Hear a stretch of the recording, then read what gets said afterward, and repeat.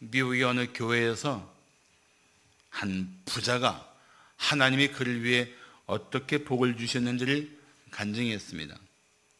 그가 젊었을 때 첫 직장에서 첫 월급을 수표로 받고 교회에 가서 예배하게 되었습니다. 헌금 바구니가 돌 때 그에게 작은 음성이 들렸습니다. 네가 가진 모든 것을 하나님께 드려라. 그는 마음으로 저항했습니다. 그에게 수표가 있었기 때문입니다. 하지만 그 음성이 계속 들려서 마침내 그는 첫 월급으로 받은 수표를 헌금 주머니에 넣었습니다. 그런데 그 이후 하나님이 그에게 복을 주셔서 부자가 되었다는 간증입니다. 그가 간증을 마치고 앉는데 그의 뒤에 앉아있던 어느 여성도가 그에게 몸을 숙이더니 그의 귀에 속삭였습니다. 다시 한번 그렇게 해보시구려. 다시 한번 이렇게 해보시구려. 가진 소유가 많을수록 주님께 드리는 것이 부담이 될 것입니다. 그래서 부자가 하나님의 나라를 위해서 모든 것을 포기한다는 것은 말처럼 그렇게 쉬운 일은 아닙니다.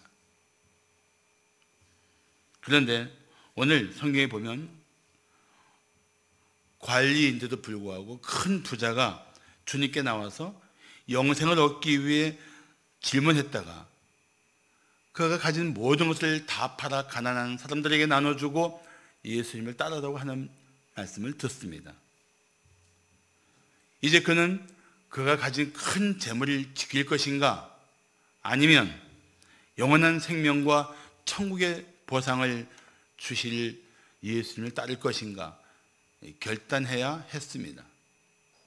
아마 그 인생의 가장 중요한 결단의 시간이었을 것입니다. 안타깝게도 그는 인생 최악의 선택을 했습니다.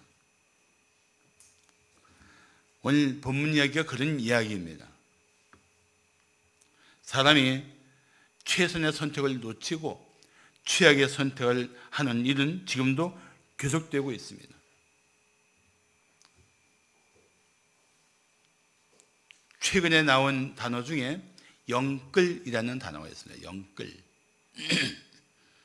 자기가 원하는 것을 얻으려고 동원할 수 있는 모든 자금을 모으는 일을 위해서 영혼까지 끌어들인다는 뜻입니다. 그래서 영끌이라고 합니다. 영끌. 쉽게 말하면 생명까지 걸고 자금을 마련하여 원하는 것을 얻으려고 하는 것입니다. 이 단어는 갑자기 뛰어오르는 아파트를 사기 위해 젊은이들이 모든 자금을 동원하는 것을 보고 생긴 단어입니다. 어쩌다가 우리 사회가 젊은이들이 집 한 채 얻기 위해서 목숨을 걸게 했는가 싶어서 사실 그 젊은이 생각하면 안타까운 마음이 듭니다. 젊은이라면 집이 없어도 재산이 없어도 꿈을 가지고 도전할 수 있는 이런 정말 싱그럽고 포도덕거리는 생명력을 가진 존재들인데 그런 존재들이 아파트 하나 얻기 위해서 생명을 걸게 되었다. 이게 얼마나 가슴 아픈 일입니까? 그런데 젊은이들이 오직 재물을 불리기 위해 목숨을 건다면 이것은 사실 심각한 인생의 낭비가 될 수 있습니다. 그렇지만 물질주의에 빠지면 이런 삶의 태도를 바꾸는 것이 결코 쉽지 않습니다. 그러나 영끌의 가치를 내가 영혼까지 끌어들여서 내가 모든 것을 바칠 만한 가치를 주님께 두면 이 영끌의 가치를 주님께 두면 삶의 변화가 나타날 것입니다. 자, 영끌의 가치를 주님께 두면 어떤 변화가 일어날까요? 첫째, 재물을 향한 어리석은 기대를 버리게 됩니다. 사람들은 이 재물에 대한 기대를 결코 포기하기 쉽지 않습니다. 그런데도 불구하고 영끌의 가치를, 내 영혼까지 끌어모아서 내 인생을 걸 만한 가치를 주님께 두면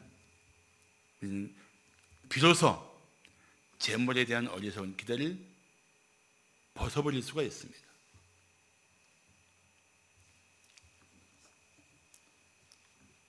어느 교회 목사의 아버지가 설교할 때마다 졸았습니다. 성도들에게 영 덕이 되지 않았습니다. 보다 못해 목사가 자기 아들에게 1,000원을 주면서 야, 할아버지가 졸면 깨워드려라 하고 시켰습니다. 아들은 신이 나서 그렇게 하기로 했습니다. 그런데 몇 주가 지나자 할아버지가 졸고 계신데 손자가 깨우지 않았습니다. 예배가 끝난 후 목사가 그 아들을 불렀습니다. 너 왜 할아버지가 주무시는데 안 깨웠니? 아들이 이렇게 대답했습니다. 할아버지가요, 깨우지 않으면 2,000원을 준다고 했었어요. 요즘 아이들도 돈 맛을 너무 일찍 알았습니다. 너무 일찍 배웠어요. 생각보다 많은 사람들이 사실은 물질주의에 빠져 있습니다. 심지어 성도 중에도 하나님보다 재물을 더 의지하는 사람이 있어요. 그래서 예수님이 너희가 하나님과 재물을 겸하여 섬기지 못한다고까지 말씀하고 계신 것입니다. 세상은 변함없이 사람들에게 이렇게 속삭거립니다. 돈만 있으면 돼. 돈만 있으면 돼. 아마 설교 끝나고 예배 끝나고 나가면서 어떤 분 속에는 여전히 그런 마음이 있을 수 있을 거예요. 그래도 돈이 있어야지. 그게 갈릴레오가 그래도 지구가 돈다는 것처럼 그렇게 말할 수 있단 말이죠. 그만큼 돈이 필요하다는 사실을 인정하지만 그게 전부일 수 없다는 사실을 알아야 합니다. 그런데 돈만 있으면 된다는 사실에 그런 속삭임에 사람들은 아주 쉽게 동의합니다. 맞아, 돈만 있으면 돼. 그래서 악을 행하면서까지 돈을 모으려는 사람들을 향해서 다윗은 시편 52편 7절에서 이렇게 말합니다. 이 사람은 하나님을 자기 힘으로 삼지 아니하고 오직 자기 재물의 풍부함을 의지하며 자기의 악으로 스스로 든든하게 하던 자라. 하나님보다 재물의 풍부함을 의지하면서 악을 행해서라도 스스로 든든하게 자기 삶을 세우려 했던 어리석은 자의 이야기를 합니다. 그러면서 다윗은 52편 8절에서 이렇게 말합니다. 그러나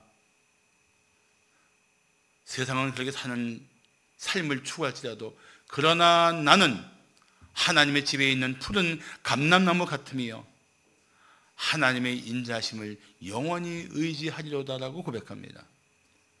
다시 말하면 재물의 풍범을 의지하지 않고 하나님의 인자하심을 의지하겠다.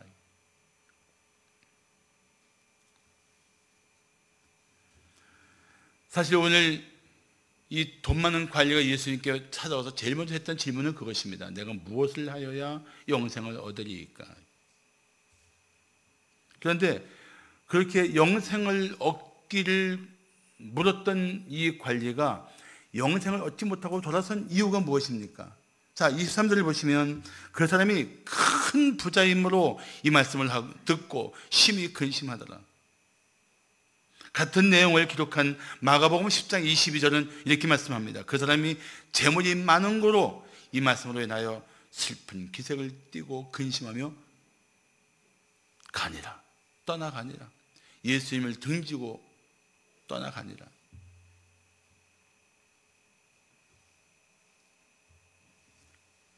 영생을 물었던 이 관리가 영생이신 예수를 등지고 떠난 이유는 그가 큰 부자였기 때문입니다. 너무 재물이 많았기 때문입니다. 이 정도 되면 재물이 재앙이 되는 것입니다.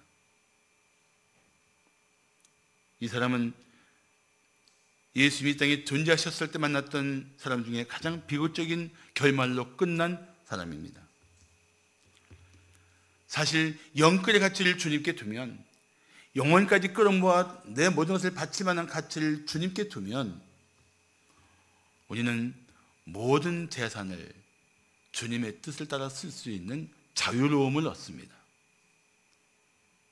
그런데 관리는, 예수님을 찾아왔던 이 관리는 하나님보다 재물을 더 사랑하고 이웃보다 자신의 만족을 추구했던 사람이었던 것입니다. 사랑하는 성도 여러분, 진실로 영혼까지 다 바쳐 주님을 위해 살기를 결단한 사람만이, 그런 사람만이 재물을 향한 어리석은 기대를 버릴 수 있습니다. 재물의 모든 욕심으로부터 자유로울 수가 있어요. 재물의 풍부함을 의지하지 않고 나에게 때마다 은혜를 베풀어 내 모든 필요를 항상 채우시는 하나님을 더 의지할 수가 있단 말이죠. 그리고 주님의 뜻을 따라 헌신할 수가 있습니다. 오늘 본문 29절을 말씀하기를 내가 진실로 너희에게 이르노니 하나님의 나라를 위하여 집이나 아내나 형제나 부모나 자녀를 버린 자는, 버린다는 게 뭡니까? 하나님 나라를 위해서 자기를 희생하는 거예요.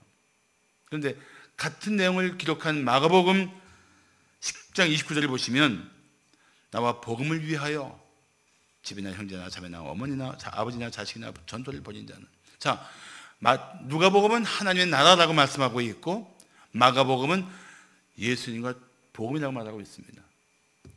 이걸 같이 연결시켜서 얘기하면 하나님 나라를 위한 삶은 곧 주님과 복음을 위한 삶이라는 뜻입니다. 하나님 나라를 위한 삶은 주님과 복음을 위한 삶이다. 하나님 나라를 위한 희생은 주님과 복음을 위한 희생이고 헌신이다 하는 것입니다. 내가 영어로 얘기한다면 내가 주님을 위해서, 내가 복음을 위해서 헌신하고 희생하는 것이 바로 하나님 나라를 향한 헌신이요 희생이라는 것입니다. 자, 한번 생각해 보십시오. 나는 재물보다 주님을 더 사랑하고 있는가? 나는 이 세상 그 무엇보다 하나님을 더 의지하고 있는가? 한번 생각해 보십시오. 그렇다면 당신이 더 주님을 사랑하는 삶의 증거를 여러분 삶 속에서 보여주어야 합니다. 자, 영끌의 가치를 주님께 두면 어떤 변화가 일어날까요? 둘째, 이웃을 향한 진정한 사랑을 실천하게 됩니다. 이웃을 향한 진정한 사랑을 실천하게 됩니다. 사실 이 관리는 그러면서 실패한 사람입니다. 그 실체가 드러난 사람입니다. 어느 도시에 갑자기 내린 눈으로 도로가 온통 빙판이 되었습니다. 주일 아침 목사는 성도와 함께 시민의 안전을 위해서 기도하자고 했습니다. 예배가 끝나자 성도 두 분이 찾아왔습니다. 목사님, 오늘 설교에 참 감동을 받았습니다. 그런데 사고 없는 세상을 위해 기도하는 것은 우리에게는 죽으라는 것입니다. 알고 봤더니 한 분은 자동차 정비업을 하고 있고 한 분은 골절 전문 정형외과 의사였다고 합니다. 유머예요. 그런 분들이야 사고 많을수록 돈을 벌 수 있겠죠. 근데 성도들의 삶이라는 게 무엇입니까? 내가 희생하더라도 누군가에게 유익이 되는 것을 더 기뻐할 수 있는 특별한 마음을 가진 분들이 성도 아닙니까? 그래서 고린도전서 10장 23절과 24절을 말씀하기를 모든 것이 가하나 모든 것이 유익한 것은 아니요 모든 것이 가하나 모든 것이 덕을 세우는 것은 아니니 누구든지 자기의 유익을 구하지 말고 남의 유익을 구하라고 말씀하고 있습니다. 사실 생각하면 그리스도인들은 얼마나 자유로운 존재입니까? 모든 것이 가능한 존재입니다. 그런데도 불구하고 우리가 스스로 자신을 조심하고 살피는 이유가 있다면 두 가지예요. 하나는 하나님께 영광이 될 것인가 하는 문제 때문이고 또 하나는 이것이 이웃에게 유익이 될 것인가, 이 두 가지 때문에 우리는 스스로 자유를 희생하고 스스로 제한하고 스스로 자신의 삶을 절제해야 되는 것 아닙니까? 두 가지 이유 때문에.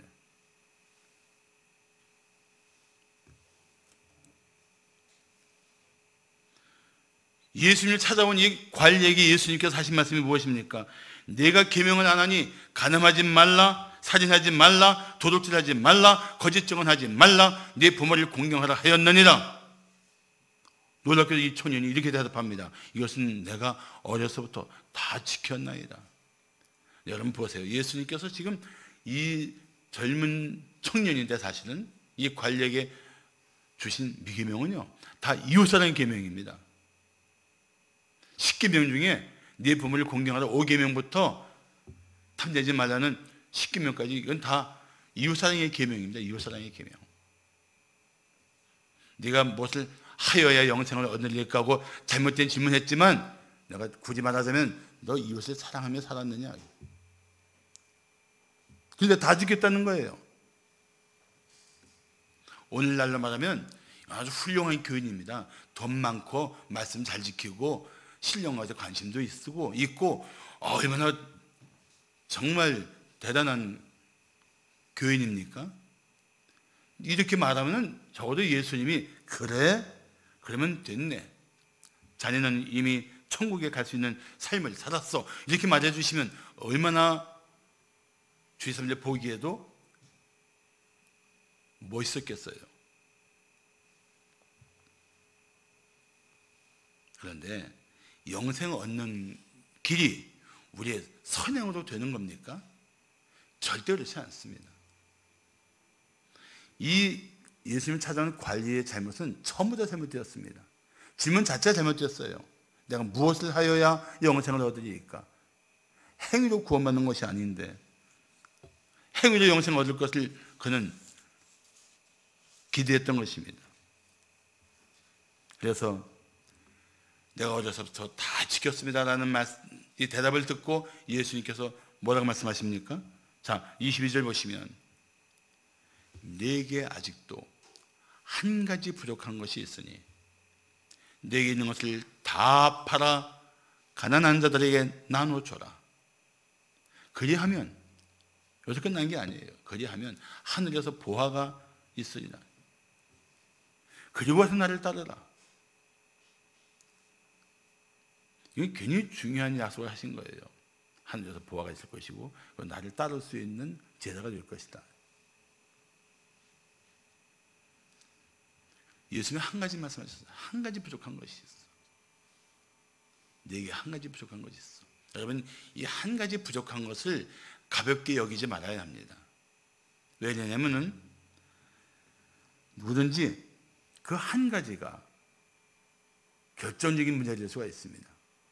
율법은 특히 더 그렇습니다. 율법은 야고보서 2장 10절 보시면 누구든지 온 율법을 지키다가 그 하나를 범하면 모두 범한 자가 된다고 말씀하고 있습니다. 율법을 다 지킬 수 없다는 것입니다. 다시 말하면 율법은 내가 지킬 수 없으니 그 율법을 통해서 내가 이렇게 살 수 없는 죄인임을 인정합니다. 주여, 나는 오직 은혜가 필요합니다. 이 메시지를 가능하게 하는 게 율법이란 말이죠.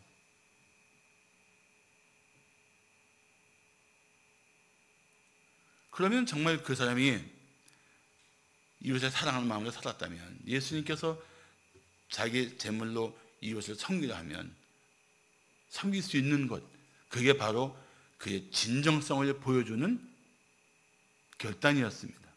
그래서 그는 실패했습니다.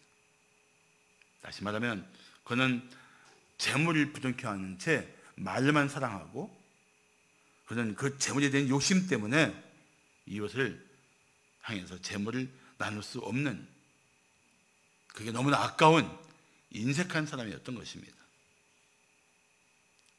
그 고백한 것이 거짓일 수 있어요. 예수님이 산상수훈에서 지적하신 것처럼 지키는 것처럼 보였지만 그 마음은, 주님이 그 꿰뚫어 보신 그 마음은 영 아닐 수가 있었던 것입니다. 진실한 사랑은 나눌 수 있습니다. 진실한 사랑은 자신을 희생하면서까지 이웃들을 섬길 수가 있습니다. 이 젊은 관리는 거기서 실패한 것입니다.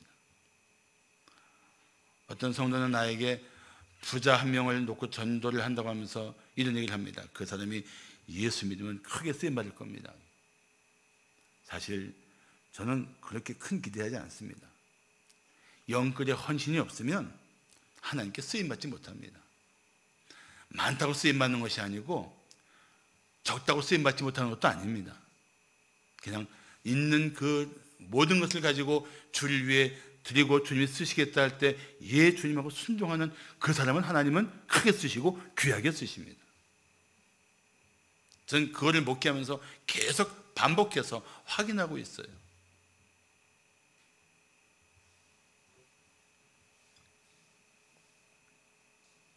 우리가 이웃에게 인색하고 이웃을 위해서 나누지 못한다면 자신을 한번 돌아봐야 합니다. 내가 소유에 집착하고 있는 것은 아닌지, 내가 가진 재물들에 대해서 더 부둥켜 안고 끌어안고 이거 놓치면 큰일 날 것처럼 바들바들 떨며 살고 있지 않는지 봐야 돼요. 내가 정말 주님을 사랑하는지, 재물을 사랑하는지, 이웃을 사랑하는지, 나 자신만을 위해 사는지 솔직히 봐야 된단 말이죠. 우리 성도들이 나누고 베푸는 일에도 풍성하기를 축복합니다. 마지막으로 영끌의 가치를 주님께 두면 어떤 변화가 일어날까요? 셋째, 천국을 향한 강력한 소망을 갖게 됩니다.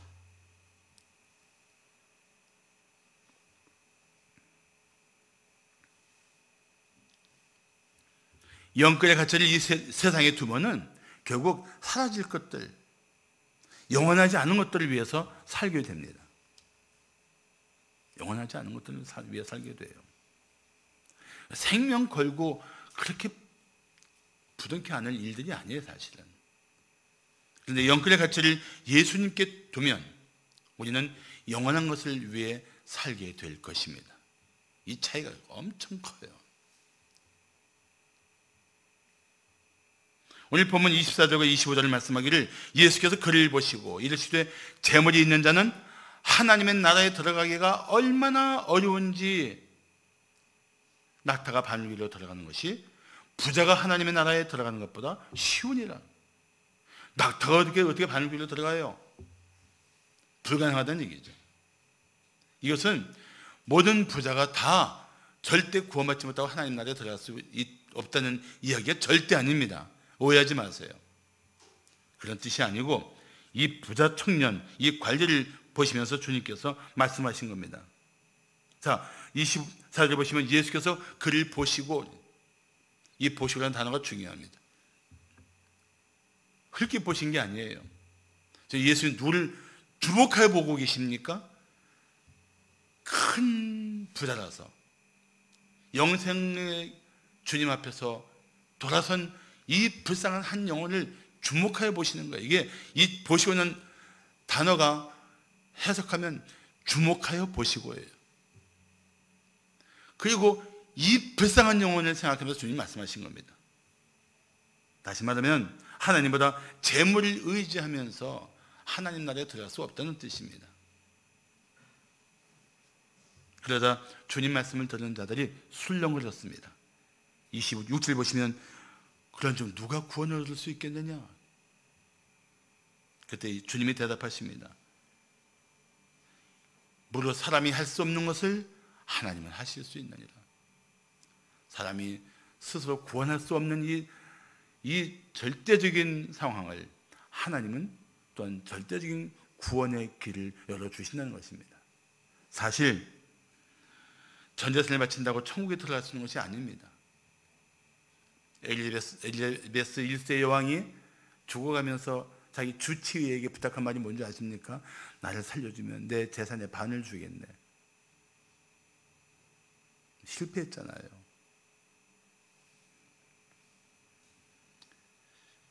그런데도 불구하고 하나님은 결코 스스로 구원할 수 없는 이 완전한 절망의 상태에 있는 인간들을 구원하기 위해서 예수님을 이 땅에 보내주신 것입니다. 그 구원의 길을 열어주기 위해서 예수님을 이 땅에 보내주시고 우리의 죄를 대신하여 십자가에서 대속의 피를 흘리게 하신 것입니다.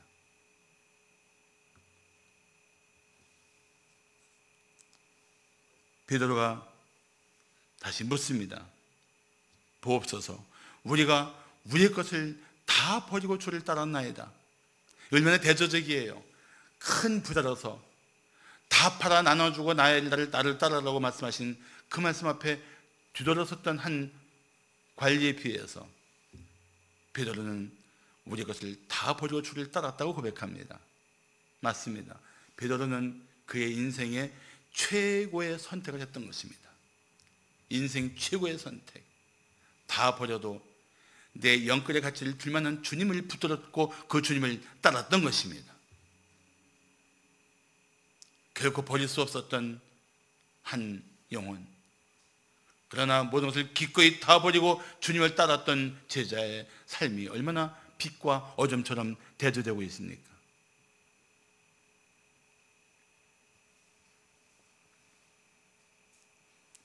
주님을 따르는 성도는, 정말 주님을 따르는 제자는 희생을 각오해야 합니다. 하나님이 우리를 위해서 예수님을 십자가에 내어주신 그 큰 희생을 치르셨는데 우리가 예수님을 위해서 희생한다 한들 하나님의 희생과 비교할 수 있겠습니까?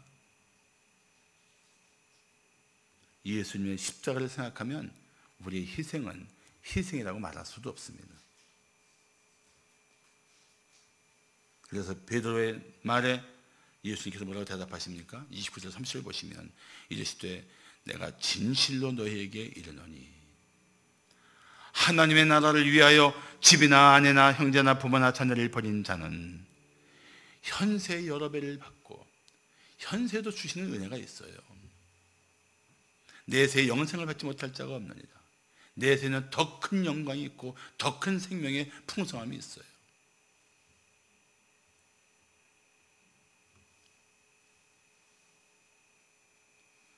경험하셨을 거예요. 아마 많은 분들이 경험해 보셨을 거예요. 야, 전 내가 주님 위해서 희생했다고 생각하는데 주님은 나의 보잘것없는 걸 받으시고 나에게 과분한 은혜를 주시는구나. 주님을 위해 살아본 분들은 이 고백할 수 있습니다. 하게 돼 있어요.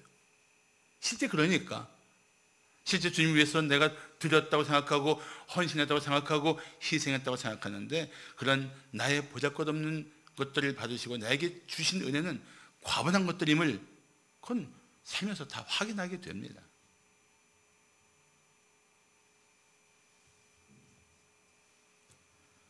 사랑하는 성도 여러분, 당신이 욕심대로 움켜쥔 손을 펴야, 비워야 하나님의 것을 붙들 수가 있습니다.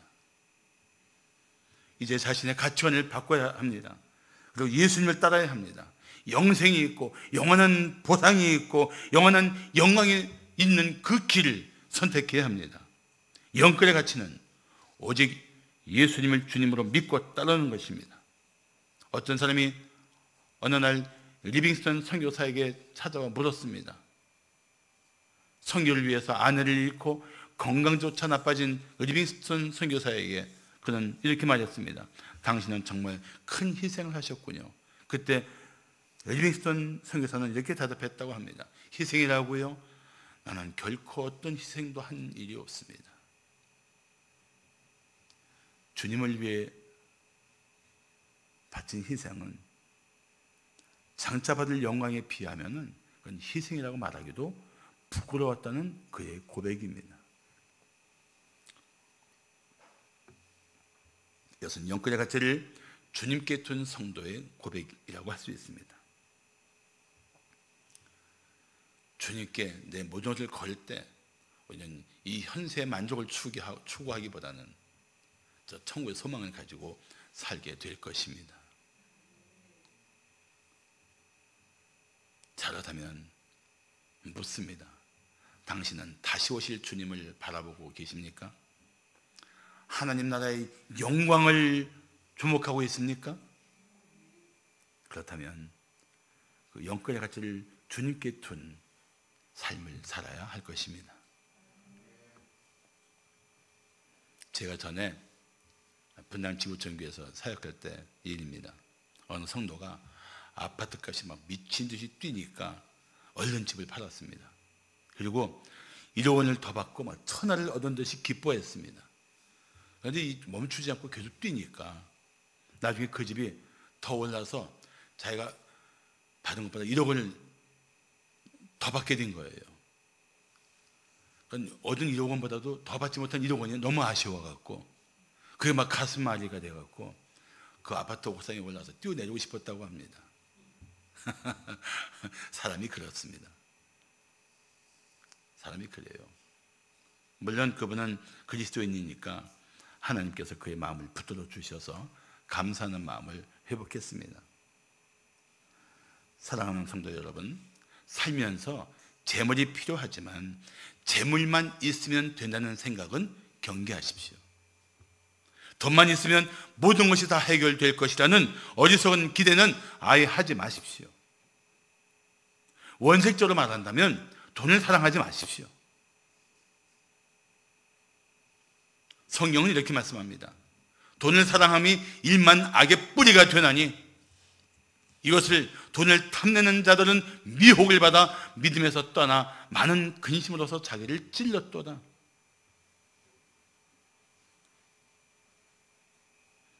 인간이 벌이는 모든 죄악의 뿌리에는 돈을 향한 과도한 욕심이 있습니다. 때로 사기를 당하는 것도 돈을 지나치게 사랑한 그 비참한 결과입니다. 자, 다시 한번 디모데전서 6장 10절 보세요. 돈을 탐내는 성도는 어떻게 된다고요? 미혹을 받습니다. 아주 미혹을 잘 받아요. 귀가 팔랑귀비가 돼갖고 돈만 된다면 그냥 정신을 못 차립니다. 어떻게 돼요? 그 다음에 믿음에서 떠납니다. 믿음에서 떠나요. 돈이 신인데 돈을 의지하는데 믿음에서 떠나죠. 그럼 어떻게 됩니까? 그 후에 많은 근심으로 자기를 찌릅니다. 그 마음에 근심이 끊임없는 거예요. 얼마만큼? 자기를 스스로 해할 만큼.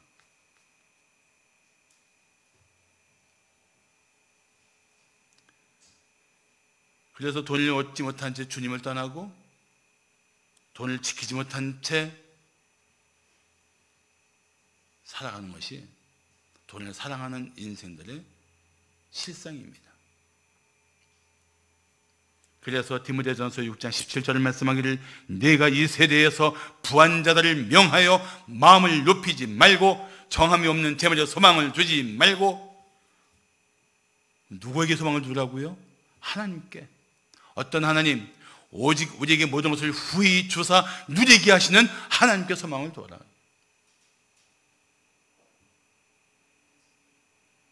재물은 절대 의지할 대상이 아닙니다.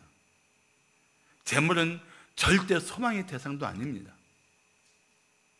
오직 우리에게 모든 것을 후히 주시고 누리게 하시는 하나님, 그 하나님이 우리의 소망이요 우리의 전부가 되어야 합니다. 사랑하는 성도 여러분, 당신의 영혼까지 끌어서 마음을 다해서 하나님을 사랑하십시오. 하나님 나라를 위해서, 다른 말로 하면 주님과 복음을 위해서 헌신하십시오. 그러면 제 간증이기도 하지만 내가 믿는 하나님께서 그렇게 하시는 것을 제가 알기 때문에 드리는 말씀이지만 하나님께서 당신의 삶에 때마다 특별한 은혜를 반드시 부어주실 것입니다. 기도하겠습니다.